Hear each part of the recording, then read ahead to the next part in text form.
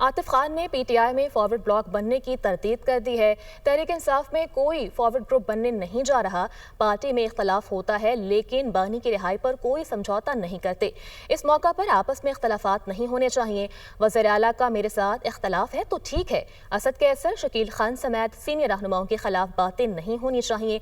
वो मीडिया से गुफ्तगू कर रहे थे।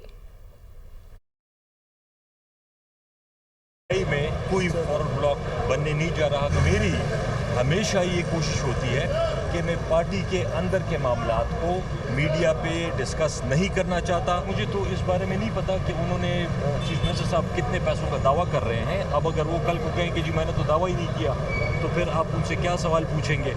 चलिए, मेरे साथ आपका इख्तिलाफ है, लेकिन अगर आप असद कैसर साहब पे, शाहराम साहब पे, अगर आप तैमूर जगड़ा पे, आप जुनैद अकबर पे, शकील खान पे, कामरान बंगश पे और ये स्पीकर साहब जो हैं बाबर स्वाति साहब, उनके बारे में भी ऐसी चीज़ें आती हैं तो अच्छी बात नहीं है। इमरान खान साहब की रिहाई पे हमें फोकस करना चाहिए और बाकी जो आपस के इख्तिलाफात हैं वो आपस में भी बैठ के हो सकते हैं।